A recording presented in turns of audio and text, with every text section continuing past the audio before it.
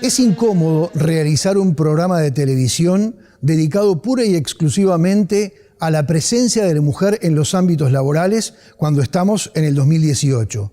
Podría ser un tema de análisis y debate pensable para finales del siglo XIX o principios del siglo XX. Por ejemplo, el Código Civil de 1868 dispone que, frente a un divorcio, el marido debe seguir pagándole pensión alimenticia a la mujer, no solamente a los hijos, para que ésta pueda mantener el mismo nivel de vida que desarrollaba cuando estaba casada. Claro, esa disposición estaba pensada para una época en la que la mujer no trabajaba, no porque no quisiera, sino porque era impensable que lo hiciera. Ni siquiera había puestos de trabajo pensados para las mujeres. Pero el mundo ha cambiado y hoy en día se puede decir que ellas están absolutamente en todos los ámbitos del mundo laboral, pero todavía con grandes diferencias. Por ejemplo, en lo salarial, a igual puesto hay un 20% de remuneración menor en el sueldo de la mujer que en el sueldo del varón.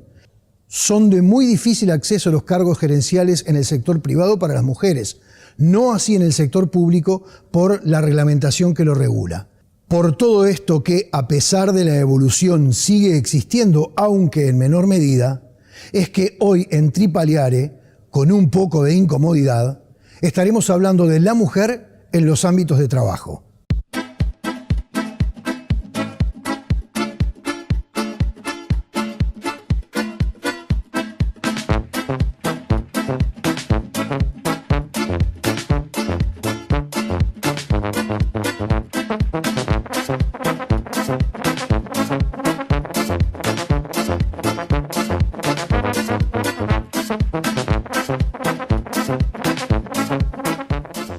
Soledad, no sé si debiéramos estar hablando de este tema en el año 2018, después de tanta lucha por la igualdad entre los hombres y las mujeres, así, lisa y llana, sin explicaciones.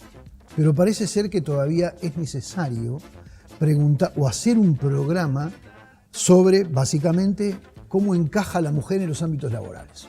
Esa es la verdad. Y de eso se trata este programa. Hay varios enfoques que le podemos dar a este asunto. Y el tuyo, y es por eso que te convocamos, es el enfoque económico. Te pido a vos que elijas el punto por el cual empezar.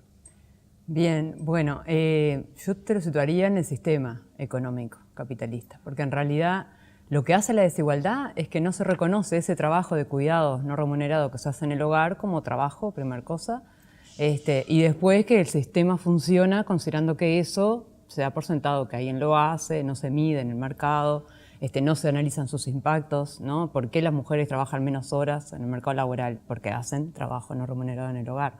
Entonces, esa mirada, ¿no?, del sistema económico, de que efectivamente eso no lo valora, no lo ve, no lo reconoce, y a su vez a quienes ingresan al mercado laboral les valoriza su aporte a la economía desde la mirada del modelo que le llamamos de trabajador ideal como aquel sin responsabilidades familiares, o sea, asumir que lo mejor que le pasa a la empresa es alguien que sea eficiente, ¿no?, en términos económicos para la empresa, que es que destine el mayor tiempo posible, con la mayor concentración, al trabajo remunerado.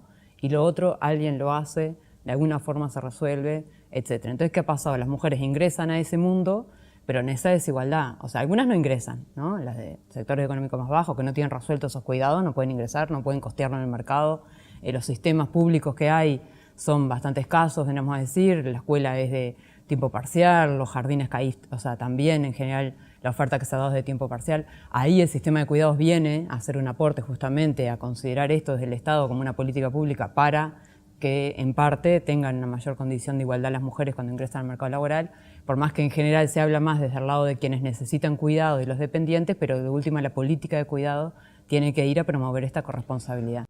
En los 90, que la tasa de actividad, ¿no?, aumenta en varios países de América Latina porque hay un mayor nivel educativo de las mujeres, hay políticas vinculadas a el cuidado de la fecundidad, entonces bueno, hay mayor control de la fecundidad, etcétera. Todo eso lleva a que más mujeres ingresan al mercado laboral, pero básicamente las que aumentan la tasa de actividad son las mujeres que están en pareja, o sea, las que antes se quedaban en la casa, las tradicionales inactivas, pero que se forman, estudian e ingresan porque hay oportunidades también laborales, hay una reconversión productiva a nivel de la economía, entonces eso, la tecnología habilita mayores puestos de trabajo para las mujeres, o sea, muchos puestos de trabajo en fábricas como estas se pensaba siempre que eran para hombres porque tenían más fuerza, tenían más posibilidad de desarrollar ese tipo de empleos. A las mujeres se las segregaba, y por eso hay un problema ahí de segregación ocupacional, a puestos de trabajo donde requerían ciertas cualidades femeninas, se llamaba, que era todo lo que tenga que ver con la motricidad fina, por ejemplo. Entonces, en las fábricas, o sea, en la industria donde más segregado está el empleo de las mujeres, después uno ve, bueno, todo el sector de los servicios, claramente hay más mujeres, porque bueno, se las considera que para eso sí, y en parte tienen capacidades naturales, eso se entiende, para cuidar, entonces es una tarea que no se valoriza, ¿no? El mercado le paga el salario más bajo del mercado a una trabajadora doméstica, a las cuidadoras de niños, a las cuidadoras de ancianos, o sea, todo lo que sea vinculado a cuidado generalmente se remunera mal. Ahí los economistas dicen, bueno, en realidad lo que pasa es que atrás de eso está que la mujer lo hace en el hogar en forma no remunerada, entonces el mercado le paga poco, porque de última se asocia, ¿no?, con la misma ilegalidad también en el empleo, o sea, el empleo informal en esos sectores es más alto, porque también en el hogar se hace, ¿no?, en forma sin derechos laborales. Hoy en día, ¿podemos decir que las mujeres acceden a cualquier trabajo? No. A ver. No acceden. Hay tanto segregación horizontal como vertical. La horizontal es aquello de que están más concentradas en ciertos sectores, como te decía hoy, en gran medida servicios, metemos dentro educación, salud, o sea, todo lo que tiene que ver con el brindar servicios, todos los servicios sociales, etcétera. Y menos en otros sectores vinculados, bueno, a la industria, al agro, la construcción, o sea, todos los sectores, también en la tecnología, por ejemplo, hay una cierta segregación ocupacional interesante. Hay sectores Las de mujeres que tecnología. trabajan en el ámbito de la construcción, por ejemplo, que obviamente son pocas, Claro. pero son pocas porque el sector pone un filtro o hace difícil el acceso al trabajo en la construcción, o son pocas aquellas que dicen quiero trabajar en la construcción. Debe pasar de los dos lados. Una, que la mujer no se imagine trabajar en la construcción porque no ve mujeres trabajando en la construcción. Y otras muchas que sí se forman para eso. Nosotros nos ha pasado de entrevistar, por ejemplo, torneras. Decían, bueno, yo estudié tornería porque siempre ayudé a mi padre, porque él era tornero. Pero claro, mi padre decía, ¿para qué vas a estudiar eso si después no vas a tener trabajo? Y decías, claro, y a fuerza de voluntad logré, pero también es difícil después entrar en un ámbito altamente masculinizado de una mujer y soportar todo lo que se genera en torno a esa mujer, ¿no? Todo el tema acoso, o sea, ahora hay legislación en torno a eso, pero hay todo un tema de acoso vinculado tanto a sectores masculinizados como a cuando ascienden en la escala jerárquica, ¿no? Al tratar de trascender la segregación vertical, que es cuando accedes a cargos de mayor nivel, realmente de mayor responsabilidad, tendríamos decir, dirección, bueno, mandos medios para arriba. Y ahí se nota por eso, que hay como todo un esfuerzo, ¿no? Mismo en los, uno se imagina, UTE, Antel, etcétera, también han incorporado mujeres en las cuadrillas en calle, pero claro, muchas terminan padeciendo algún tipo de estas dificultades. Entonces hay una falta también de formación a quienes van a trabajar en esos ámbitos. Los dos ejemplos que hemos puesto hasta ahora, la construcción en general y este último, las cuadrillas de Antel, que también podríamos incluirlos en el sector de la construcción, o sea que sería uno, seguramente sea el ejemplo por antonomasia, ¿no? Claro. Pero ¿cuáles son los otros sectores del mundo laboral en el que el acceso de la mujer es difícil? Bueno, en la medicina también se habla mucho, o sea, las mujeres se concentran en ciertos tipos de... Sí, no, raro. A ver, dentro de la medicina las especialidades. Claro, dentro de ciertas especialidades, o ahí sea, va. No hay ninguna barrera que impida a la mujer ser médico. No impide ser médico. El tema es qué pasa después, ¿no? Cuando se va a seleccionar quién entra o no entra a un cargo. Con igual nivel educativo no llegan a ocupar los mismos puestos de trabajo. No es que teniendo el mismo puesto le pagan menos, sino bueno, que vamos no a llegar ahí ahora, porque eso. supongo que debes tener algunas cosas para decir sobre eso. Es un mito, yo he escuchado, y seguramente muchos han escuchado decir muchas veces, mujeres, y dicen, yo prefiero ginecólogos hombres. ¿Eso sucede? Y sí, eso sucede. ¿Y por qué? Es que lo mismo en las gerencias de recursos humanos. O sea, nosotros trabajamos, por ejemplo, en el sector financiero, que me acuerdo que todo, AEU, etcétera, todos los dirigentes nos decían, no, pero ahora las mujeres entran porque tienen con las computadoras, no sé qué. Ahora como que es mucho más fácil que uno seleccione a una mujer para un puesto de trabajo porque son más rápidas, más no sé qué. Pero cuando vas a las gerencias te encontrás con que las limitaciones que pone quien selecciona, muchas veces mujeres dentro del ámbito de los recursos humanos de esos sectores, dan por sentado que si la mujer tiene, o sea, por ser mujer dan por sentado que va a tener hijos y que si va a tener hijos no va a querer asumir ciertas responsabilidades como viajar, por ejemplo. Ese era un caso clásico. Entonces ahí te encontrás, como acuerdo de un trabajo de Verónica Filar, de una socióloga, con las Mafaldas y las Susanitas, decía ella, porque decía que estaban aquellas mujeres que quieren una licencia maternal lo más corta posible porque quieren rápidamente ingresar al mercado laboral para no perder competencia con los hombres, o sea, adecuarse a ese modelo de trabajador ideal, como que no tengo responsabilidades familiares cuando las tengo, en realidad después las sufro, porque muchas en las entrevistas te dicen, no, en realidad esto de no ver a mi hijo, que esté todo el día con los abuelos y llegar de noche, o no, de solo verlo a veces los fines de semana, o sea, genera una culpa después. Y después la Susanita que no, sí, denme licencia 6 meses, así cuido bien a mi hijo y después veré qué hago con la carrera profesional, ¿no? Pero después sabemos lo que pasa. Está claro. ¿Alguna otra actividad? Porque me llamó la atención cuando me dijiste lo de la medicina, pero después... Porque ahí es donde salta, cuando uno mira brechas salariales, bueno, en esa es una de las que se encuentran. Después en el sector mío, vamos a decir, de economistas y contadores también. Cuando hacemos el cálculo fino, que a veces son datos que no están del todo bien ponderados, entonces no se difunden públicamente, pero empiezan a surgir ciertas diferencias. Por ejemplo, en qué sectores trabajan, ¿no? Y eso uno lo puede decir. Yo conozco cantidad de economistas, como yo, que se dedican a las áreas más sociales, no sé, muchas salen a trabajar, por poner un ejemplo, ¿no? Mides o todo lo que tiene que ver con el sector más social, y los hombres generalmente se van al sector financiero. Entonces, claro, ahí por eso no es un tema, es también un poco... ¿Qué el sector te demanda? ¿No? Porque también trabajar en el sector público te da ciertas facilidades para conciliar. Capaz de trabajar en el sector financiero tiene otras limitaciones, ¿no? En cuanto a esto, bueno, el tema de los hijos, cuándo va a tener hijos y efectivamente... Pero en el ámbito de los economistas sucede eso porque, a ver, muchas veces también, porque eso existe, tiene que ver con la vocación, claro, con el perfil. Yo a vos, por ejemplo, no te imagino claro, en el sector financiero. Claro. Te imagino, ya, no, nunca, capaz nunca. Que es un prejuicio, pero digo... No, pero es así. No, está bien. Pasa que lo que no quiere decir es que eso sea un problema de las mujeres. O sea, lo ¿no? tuyo fue una elección. No, claro, fue una elección, pero no era por ser mujer, querría decir, ¿no? Porque también hay hombres que pueden elegir un sector social y mujeres.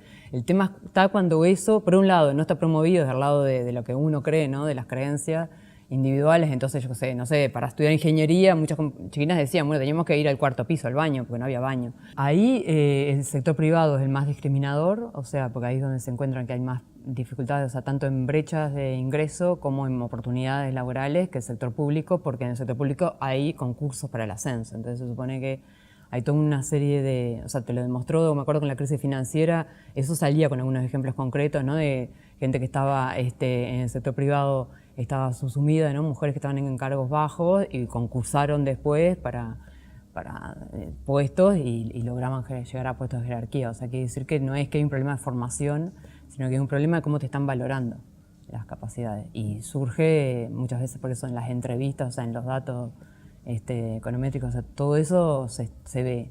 Hay también otro tema, que eso también hay que tenerlo en cuenta, que en estos países donde el nivel educativo de las mujeres en promedio es más alto que los hombres, hay parte de la brecha salarial que está compensada por esa mayor formación. O sea, cuando calculamos brecha, muchas veces las mujeres en realidad podrían tener una brecha positiva en relación a los hombres, porque su nivel educativo en promedio es más alto. Cuando la brecha la calculamos siempre para llegar a igualar al 100, estamos en parte no viendo eso. Cuando nos quedamos solo con las del nivel terciario, ahí sí hay una diferencia, porque los hombres tienden a hacer carreras de posgrado a mayor ritmo que las mujeres. A las mujeres también les limita su etapa, o sea, las mujeres de nivel terciario tienden a tener hijos después de los 30 años en promedio, generalmente todos los instrumentos de valoración como la ANI, etcétera, te ponen ciertos ritmos de publicaciones, etcétera, que a veces no lo puedes cumplir. Todo eso se ha tratado de rever, pero bueno, hay como unas ciertas limitaciones, como te decía, impuestas, que hacen que son las primeras a las que no te tienen esa referiste ventaja, cuando empezamos esta charla. Claro.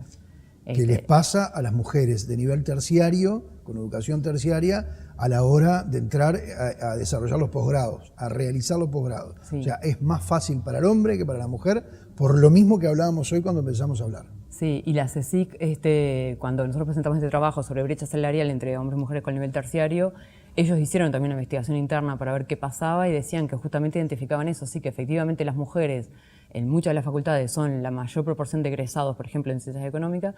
Cuando empiezan a ver cuántas mujeres se presentan a los llamados, ¿no? Para concursos de proyectos, de investigación, etcétera, son mayoría y empiezan a achicarse la pirámide y cuando vas a mirar qué le estás exigiendo para llegar a cargos altos, de grado 5, dedicación total, etcétera, básicamente tiene que ver con eso, ¿no? Una dedicación que no se corresponde con la responsabilidad. Ahí está.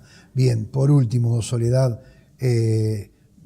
igual cargo, hombre, mujer, igual cargo, igual tarea, hay diferencias de remuneración en el sector privado. En el público creo que ya dijiste que no. En el sector privado se ve porque trabajan en los mismos cargos de dirección, pero en sectores que remuneran distinto. Por ejemplo, un sector más feminizado, como puede ser la educación, el sector en salud no llegan a esos cargos tan directivos, pero si uno compara el sector financiero, ¿no? que generalmente es donde están, con otro sector, bueno, en comercio, por ejemplo, tradicional el caso Oca, no sé, cuando entraron a EU, era lo primero que se veía también. Cargos directivos, capaz que llegaban mujeres, pero la remuneración que tenían no tenía nada que ver con la que tenía un gerente en un banco, digamos decir, donde sí era hombre. Entonces, lo ves así, o con estudios Quali o con Quanti, de última teniendo que ir a explicarlo a través de la segregación sectorial.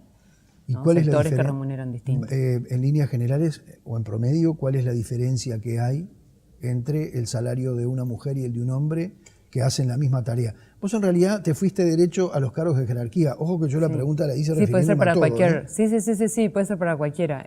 Ahí es donde encuentras las brechas más altas, por eso en los cargos de jerarquía es donde está la brecha más alta en el salario entre hombre y mujer. Sí, porque superponés segregación horizontal y vertical, o sea, tenés como de las dos. ¿Y a qué porcentaje podemos llegar de diferencia? Y más del 20%. Ajá. Entre el 20 y el 30. 25, ¿Y en general? 30 y algo. En promedio estamos en un 9, por eso la brecha salarial promedio. Igual tarea, igual horario, igual capacitación. Si es por hora, se calcula. Si fuera sin considerar las diferencias horarias, te aumenta la brecha porque las mujeres siempre hacen 10, 12 horas menos que los hombres en promedio. Ajá. O sea que la brecha en realidad de ingresos es mayor que la brecha de salario que estábamos hablando recién. Bien. Soledad, te agradecemos por haber estado con nosotros. Bueno, muchas gracias a ustedes también.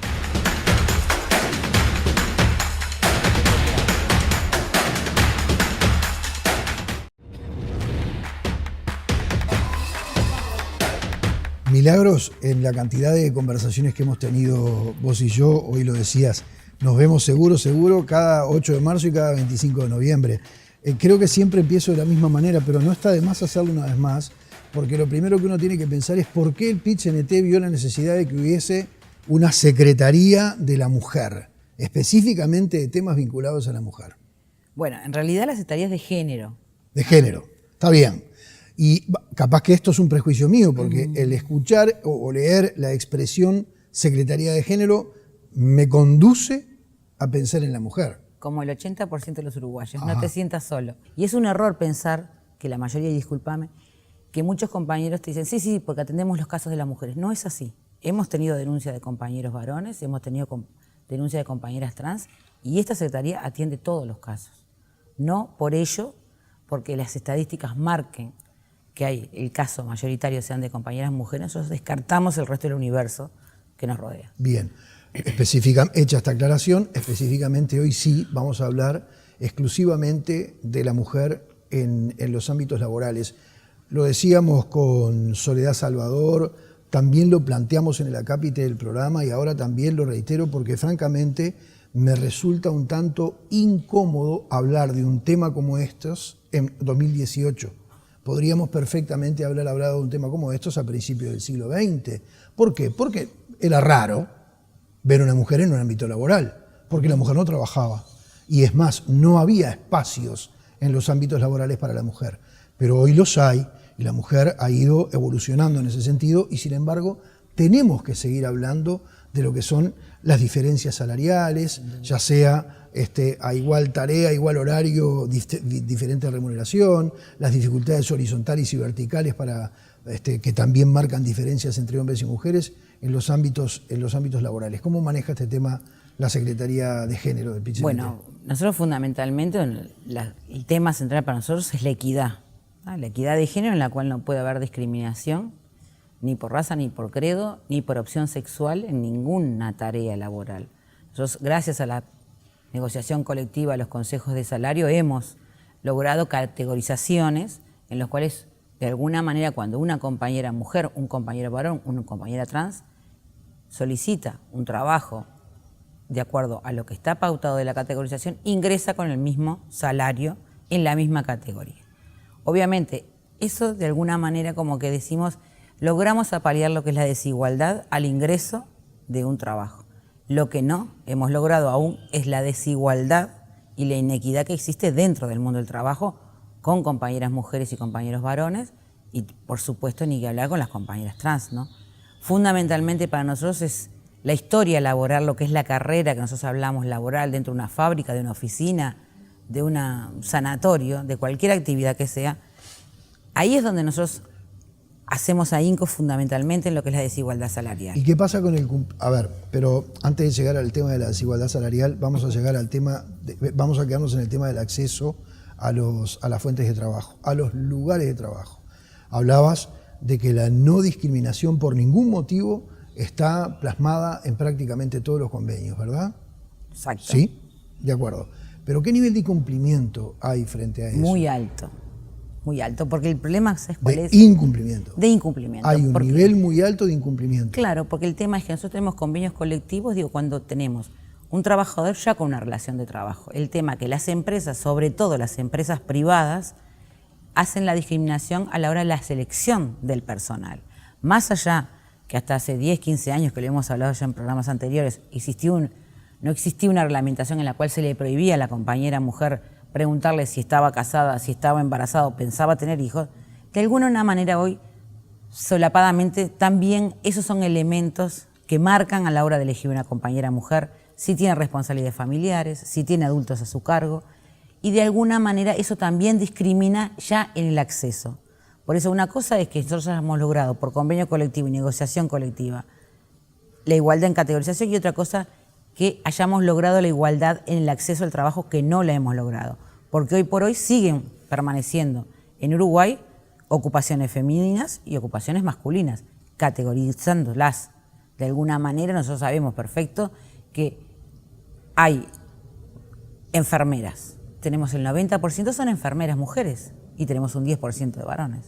¿Tá? Tenemos en otros sectores que son un 90% de varones y un 10% de mujeres. ¿Es porque solamente la mujer elige esa opción? No, es porque la sociedad de alguna manera la está marcando esa opción y las empresas también marcan esa opción. A la hora de elegir, prefieren un hombre según la actividad o una mujer según la actividad. Hay algo que yo creo que es muy claro, que es un reclame que hubo cuando un adolescente le dice al padre y a la madre en una cena que dice, yo quiero ser maestro. ¿Tá? Y el padre dijo, ¿querrás decir profesor? No, le dice, maestro. El maestro también enseña. Y ese niño tuvo que explicarle al padre la forma discriminatoria que le estaba hablando. Yo creo que esas son las pautas culturales que tenemos que cambiar, y de alguna manera también tenemos que ir más allá de lo que son los convenios colectivos, en lo que es la letra en un papel, sino en lo que es la conciencia, ¿tá? Y de alguna manera la moral, porque yo creo que a esta altura es un tema moral lo que estamos planteando. Cuando se discrimina a la mujer a la hora de acceder a un puesto de trabajo, imaginemos un llamado y ya sea la consultora que se hace cargo del mismo, de la selección, o la propia empresa, hacen soterradamente una discriminación de las mujeres. Lo hacen por conveniencia económica del empleador, es decir, el empleador prefiere que no haya mujeres para determinado puesto porque, entre otras cosas, pueden quedar embarazadas, y entre otras cosas, al quedar embarazadas tienen obligatoriamente un periodo de subsidio por maternidad que por suerte es bastante prolongado, ojalá fuera más. Sin duda. Sí. ¿O es por el tema cultural al cual vos te estabas refiriendo? Yo creo que hay ambos, ¿no?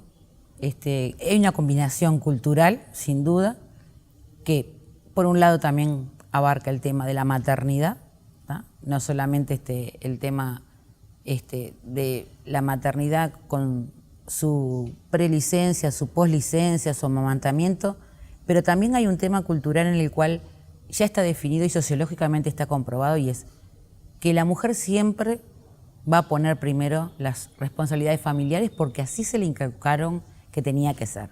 Por lo tanto, la mujer siempre va a poner por delante lo que es el bienestar de su familia, de sus niños o de adultos mayores. Sin embargo, el hombre siempre va a poner por delante lo que es su profesión y su trabajo. ¿Esto qué pasa? Que es cultural, porque nos educaron a eso, que la mujer tenía esa responsabilidad. Te propongo un desafío. A ver.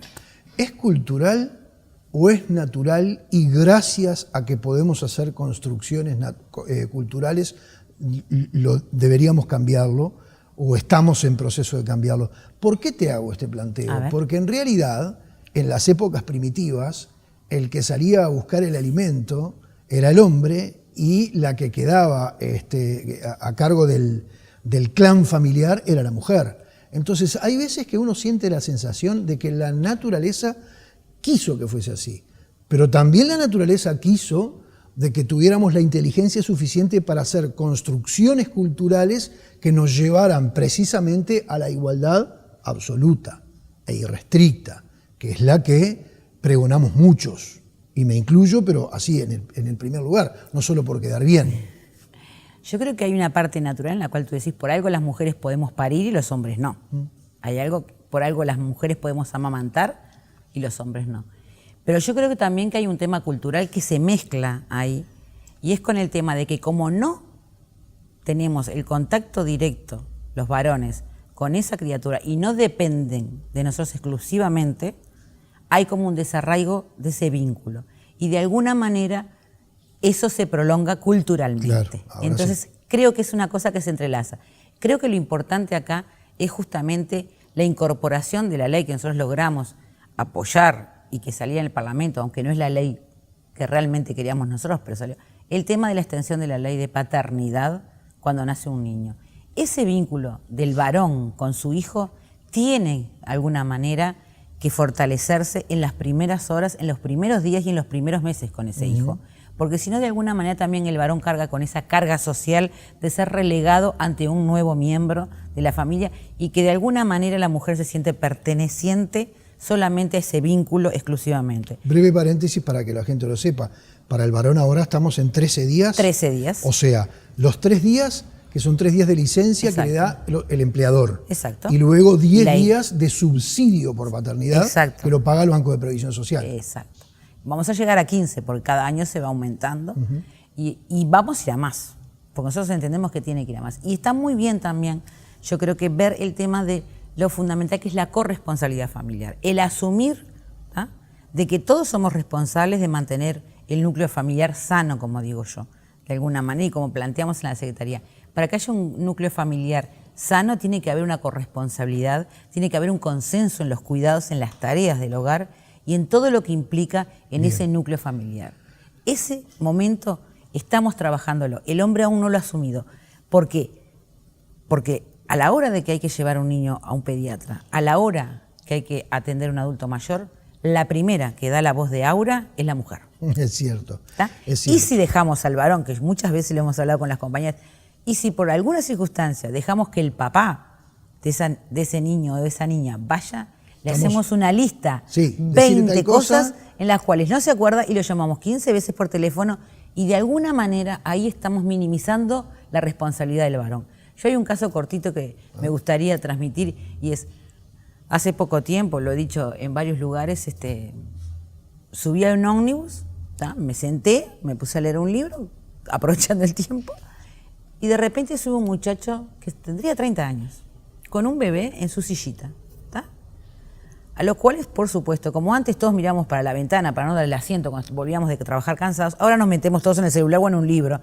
La mayoría en un celular, pocos en un libro. O miramos para afuera también. Y había una señora de mediana edad sentada en el asiento maternal. Y esa señora no le dio ese asiento a ese papá que estaba asumiendo las responsabilidades familiares como corresponde, porque ese día le tocó llevar a su bebé. Y venía con un bolso, con un changuito, con el bebé. De la misma manera, tipo pulpo, que somos las mujeres eternamente. Entonces yo me dirigí a la señora, le dije, señora, este papá viene con un bebé. La señora se gira así, mira y me dijo, pero este es asiento maternal. ¿Por qué se supone que hay profesiones donde uno se imagina que son solo de mujeres y otras solo de hombres? Porque socialmente están categorizadas. Porque el doctor es más que la enfermera. El abogado es más que la escribana. Entonces, socialmente construimos un castillo en el cual categorizamos las profesiones también. Entonces, lo que socialmente está más categorizado, más importante, más difundido como algo que realmente importa en el país, eso es para el varón. Y lo que es más social, lo que de alguna manera es más amable, es para la mujer. Y es incorrecto. Claro. Lo mismo cuando la otra vez hablábamos, decimos, ¿por qué la mujer siempre tiende a más a las partes sociales y los hombres más a las ciencias? Y eso no es cierto.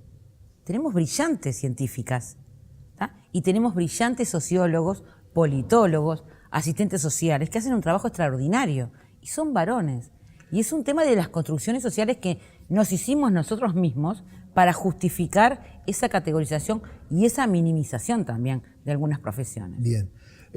Milagros, por último, la discriminación a la que hacías referencia en el principio de esta entrevista, en ese momento estabas hablando en líneas generales del sistema. Cuando uno dice el sistema, dice el sistema político, el sistema empresarial. Ahora, quiero que nos encerremos en este último minuto en la interna de los trabajadores. Todos estos fenómenos de los que venimos hablando también suceden en la interna, no solamente de los trabajadores. Voy a ir a un círculo más estrecho todavía. El movimiento sindical, el PIT-CNT. ¿Hay discusiones que se centren en esto que estamos hablando dentro del PIT-CNT? Sin duda y por suerte. Porque hace 10 años... Porque las legisladoras nos contaban, cuando se discutió la extensión de la ley de cuota de género, porque se extendió un periodo electoral más, dice que varios de sus compañeros, diputados y senadores, Mónica Javier lo contó en un programa de nuestro canal, dijo, bueno, ¿y ahora qué más quieren? Lograron esto, ¿qué quieren ahora? Porque seguían haciendo planteos vinculados a los derechos de la mujer. ¿Pasa lo mismo en la interna del PIT-CNT? Sí, mucho y más. Mucho y más. Por suerte, porque hace 10 años no lo discutíamos. Ni siquiera se tocaba el tema. Era un tema que, bueno, ya sabíamos que el secretario de organización tenía que ser varón, que el presidente iba a ser varón, que el vicepresidente... O sea, no había discusión en que los cargos más preponderantes, más importantes, iban a ser de varones. No estamos desmereciendo. Tenemos hoy un movimiento sindical brillante, combativo, clasista, gracias al trabajo de todos estos compañeros varones que lo fundaron y lo llevaron adelante. La verdad, que orgullo de todos mis compañeros varones que han llevado adelante el movimiento sindical. Pero era en una época que el mundo era de los varones. El movimiento sindical era de los varones y el mundo del trabajo era de los varones. Hoy somos más del 50% de las compañeras mujeres que estamos al frente del movimiento del mundo. Movemos el mundo. Somos parte del movimiento sindical, somos parte de la clase trabajadora, somos parte de todo el sistema político, social y sindical. Entonces la discusión está planteada. Si somos parte de eso, si somos el 50% de eso, ¿por qué no somos el 50% representantes? Bueno, esa discusión se dio... ¿Por qué no son el 50% de la masa salarial también, no? ¿Por qué no somos más que el 50%? ¿Por qué? Porque hay un trabajo que la mujer realiza que no se contempla en el PBI, que es la segunda jornada, que es el trabajo de la casa, en el cual hoy, por suerte, las nuevas generaciones están cambiando porque los jóvenes hoy están compartiendo de forma consensuada sus tareas, responsabilidades, pero mi generación no.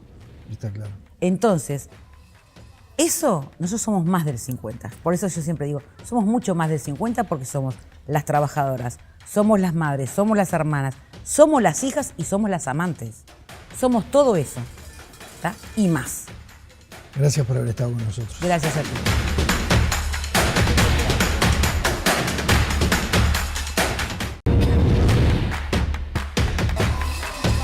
El caballo es un animal que por naturaleza huye. Su fortaleza, su rapidez y su lealtad llamaron la atención de los hombres hace más de 6.000 años. Fueron una herramienta en la conquista del mundo y en el desarrollo económico, al punto de que a la fuerza motora se la mide en caballos. Pero hoy, cuando el mundo cambió y ya no son necesarios, ¿por qué seguir domesticándolos? Hay quienes desarrollan un vínculo emocional, una necesidad de contacto y de estar cerca de estos animales que va mucho más allá del trabajo. Tal vez esto lo entienda solamente quien ha tenido alguna vez un caballo. Estas personas aman lo que hacen. ¿Por qué seguimos domesticando los caballos si en realidad nosotros no los necesitamos? Para empezar, los caballos no nos necesitan a nosotros para vivir. Algunos de nosotros sí los necesitamos para lograr ser felices, como es mi caso. Pero ellos a nosotros sin duda no nos necesitan y podrían perfectamente vivir libres sin la existencia del ser humano. Lo que sí creo es que hoy en día, lamentablemente, el mundo en el que vivimos no admite caballos salvajes, porque no hay espacio para ellos. Un caballo salvaje necesita recorrer miles de kilómetros, porque comen mucha cantidad de pasto y ellos en la vida natural migran buscando la pastura. Y con los territorios llenos de propiedad privada, con cercos, con carreteras, realmente esa vida salvaje que es divina, imaginarla, yo solo la vi en Mongolia, porque no hay cercos y no hay propiedad privada. Realmente este mundo no admite. Entonces creo que el caballo hoy puede vivir gracias a los que nos dedicamos un poco a esa pasión.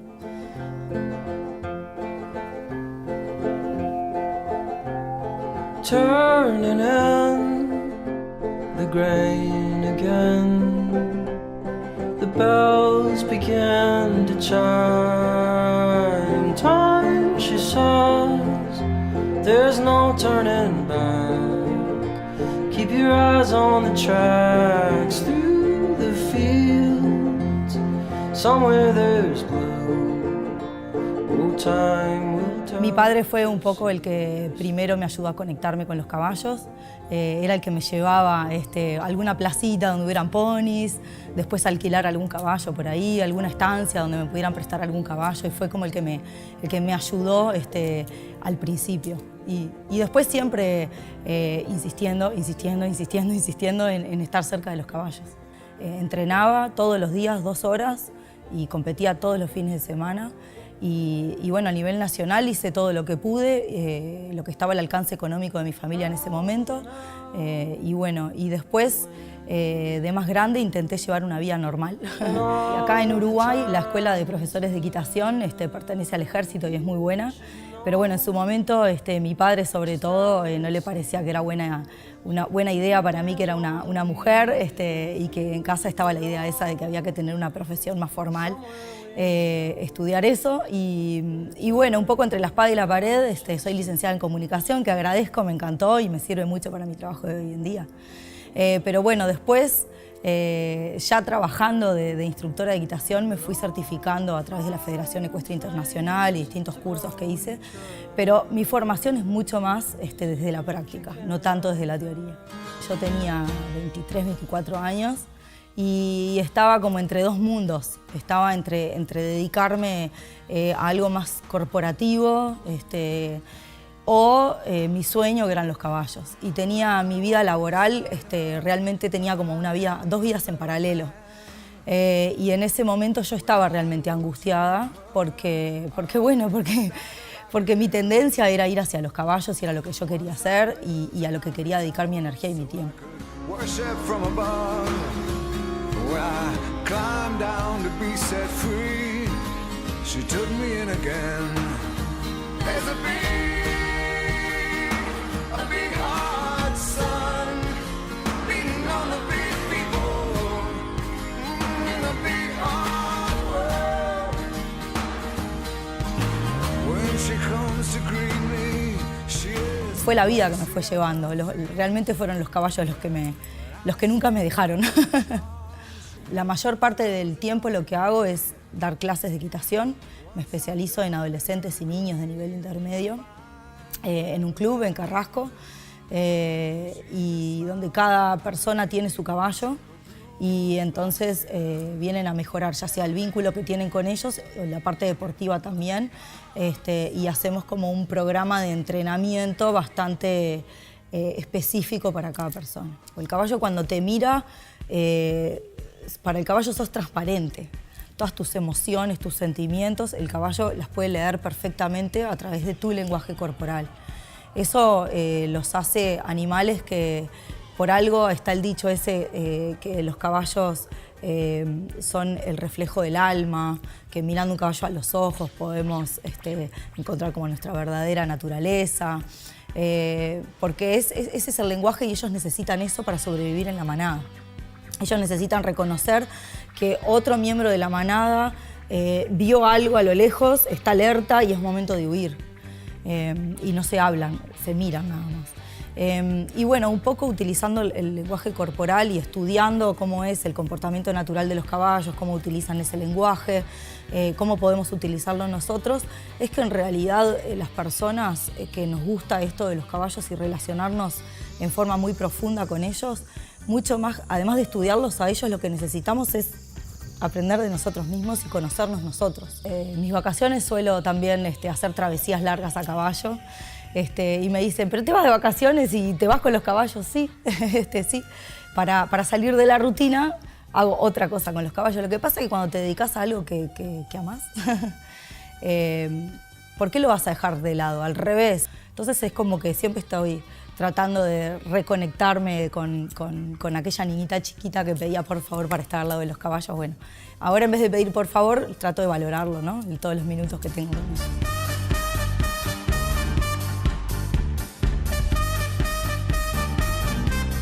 Nicolás, es un tanto incómodo empezar un diálogo contigo pidiéndote o diciéndote que vamos a hablar de la mujer, de la presencia de la mujer en los ámbitos de trabajo. Porque en realidad, si estuviéramos haciendo esta conversación 100 años atrás, capaz que era bastante lógico. Pero hoy en día ya debería haber dejado de ser lógico de que un programa de televisión se dedique especialmente, o dedique un capítulo especialmente, a este tema. ¿Vos qué pensás? ¿Por qué seguimos hablando de esto? Porque la discriminación a la mujer o la discriminación por ejemplo, los inmigrantes o la discriminación a grupos étnicos, la discriminación a los afro acá también en Uruguay, etcétera, también es rentable económicamente. Y eso lo aprendí yo hace unos cuantos años en un seminario que alguien empezó a mostrar cifras de todo el mundo.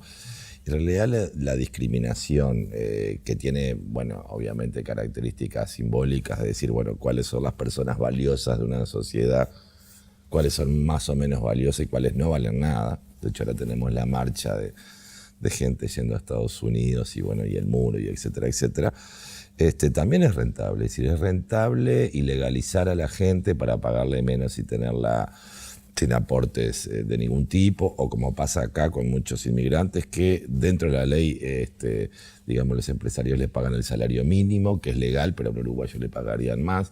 Y en el caso de las mujeres pasa exactamente lo mismo, es decir, esa discriminación lo que hace es replicar en el mundo del trabajo todo un proceso de discriminación social mucho más amplio. Es decir, hay tareas que son de mujeres, ¿sí?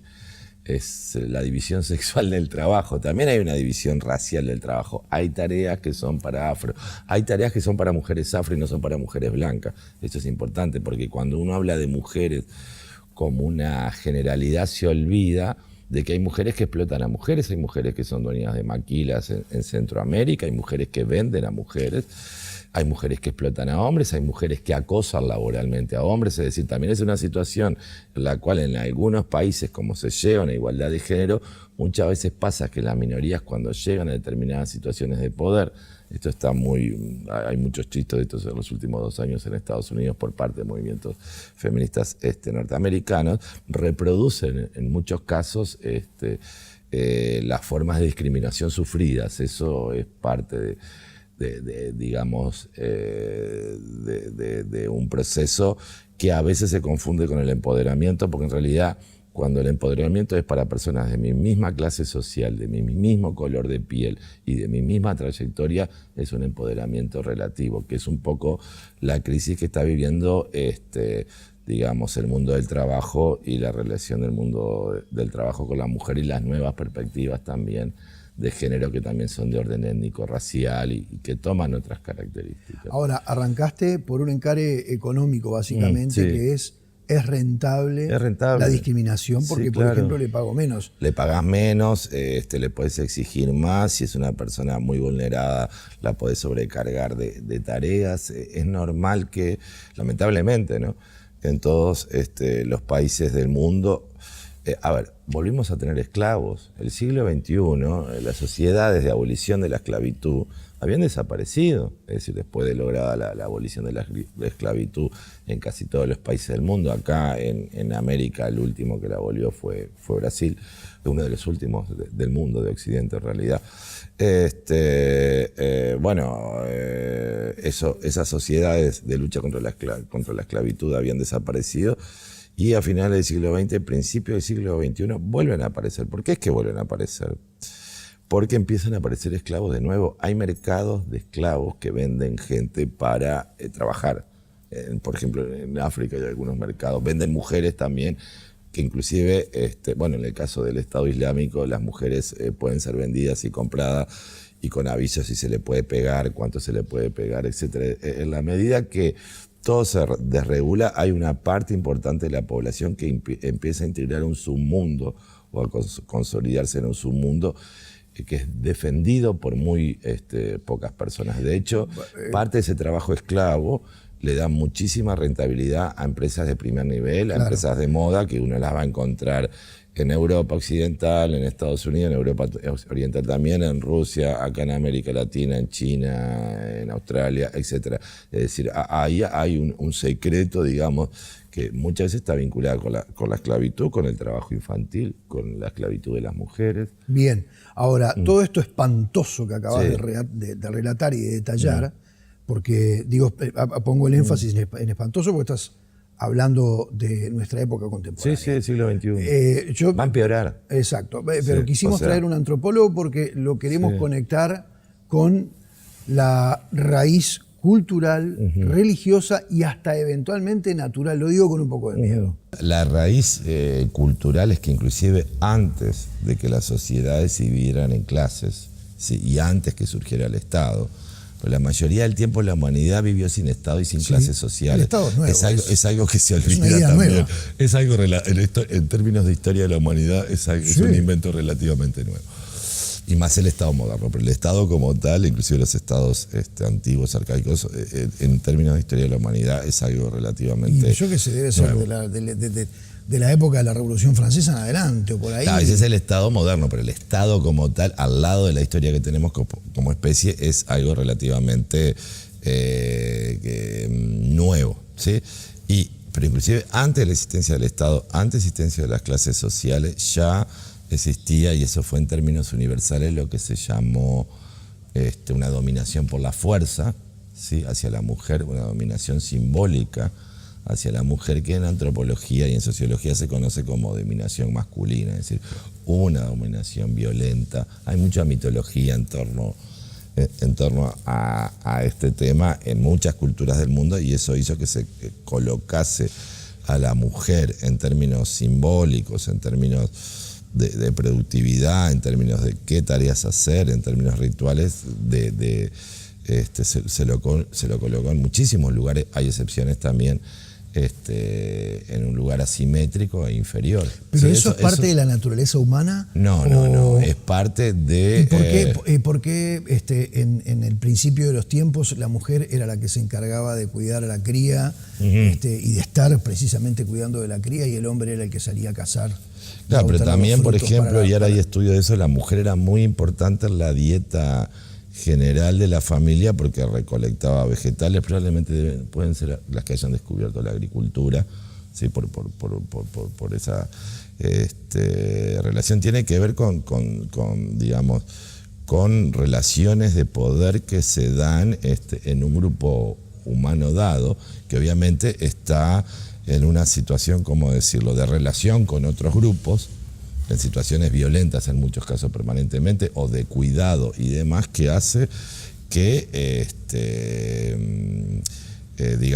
los varones se organizan en términos de guerra y caza, y las mujeres en el ámbito más privado, más de lo doméstico, más vinculado a la reproducción, y de ahí se asigne una cuestión de necesidad, pasa a ser una cuestión que se empieza a leer socialmente como natural.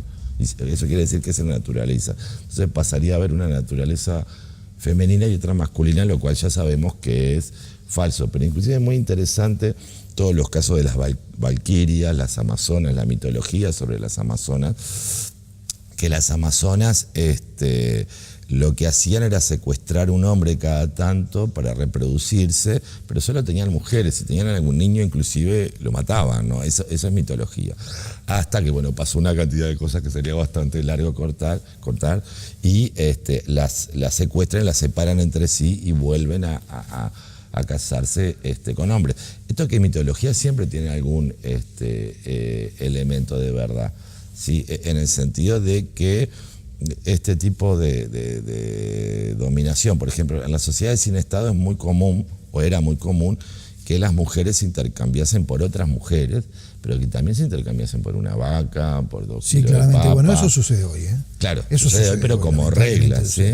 Nicolás, por tiene último, mucho que ver con sociedades que tienen niveles materiales de desarrollo muy básicos. Es decir, no hay genéticamente, porque también hay unas corrientes que yo les diría que tienen alguna impronta racista importante, que piensa que los hombres tenemos un gen malvado para dominar las mujeres.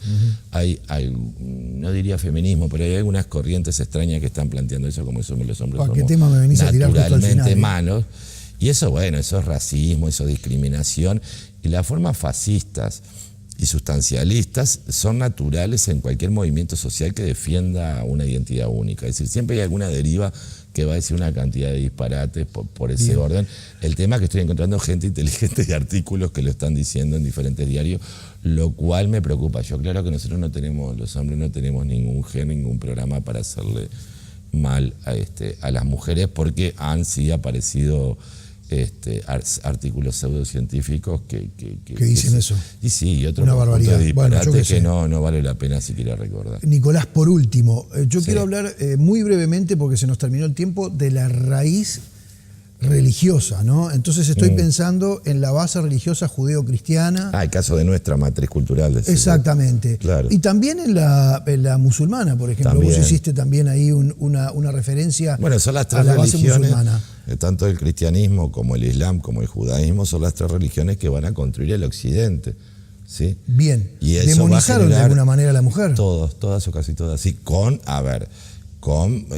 variaciones y momentos en los que eso no sucedió en el judaísmo, en el islam y el cristianismo, pero digamos, el cristianismo más hegemónico, el islam más conocido y el judaísmo más conocido siempre colocaron a la mujer en un espacio sumamente complejo desde la mitología bíblica, claramente, y con los contenidos y las lecturas a posteriores que salen de los textos, sobre todo del Antiguo Testamento. Y sí, en todos lados está colocada en una situación de subordinación. La mujer es peligrosa. Sin titubeo, José María Escrivá de Balaguer decía que el lugar de la mujer era el fregadero. Claro, bueno, los sin momentos. Titubeos. Claro, pero ahora, por ejemplo, tenés catolicismo feminista, es decir, por eso digo, son momentos.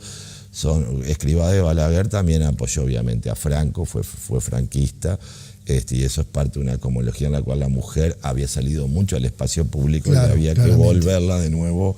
En general pasa muchas veces que las mujeres y otros grupos subordinados, cuando empiezan a conquistar espacios, empieza a haber situaciones de reacción para recolocarlas en el lugar anterior, ¿no? Eso también. Bien, Nicolás, antes de despedirte, podemos decir entonces que más o menos en este esbozo que acabas de hacer está la raíz, porque quiero volver a cómo empezamos, están las raíces de por qué nos hace sentir incómodos estar hablando de la mujer en los ámbitos laborales. Es que no tendría sentido hoy en día hablar de esto, ya tendría que estar superado. Pero tampoco tendría que haber racismo, tampoco tendría que haber ni trabajo infantil, tampoco tendría que haber ventas de esclavos con fines sexuales o laborales. Es decir, pensar.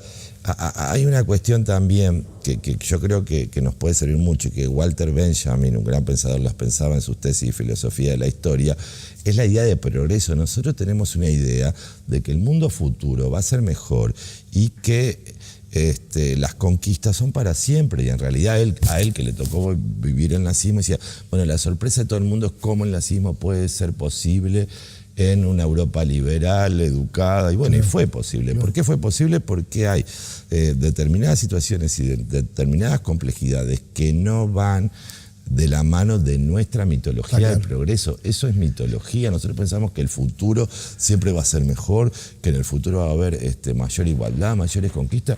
No es porque el futuro traiga eso. Eso depende de la lucha de la gente y de otras cuestiones. No es que el futuro, que somos sujetos racionales los seres humanos, está claro que no lo somos. Somos, entre otras cosas, entre otros elementos, somos sujetos racionales. Pero cuando nos tratamos únicamente como sujetos racionales, nos olvidamos que hay inconsciente, que hay pulsiones, que hay otras complejidades que afloran algunos de esos fragmentos y elementos en determinadas situaciones históricas y sociales. Gracias por haber estado, Nicolás. No, gracias por la invitación.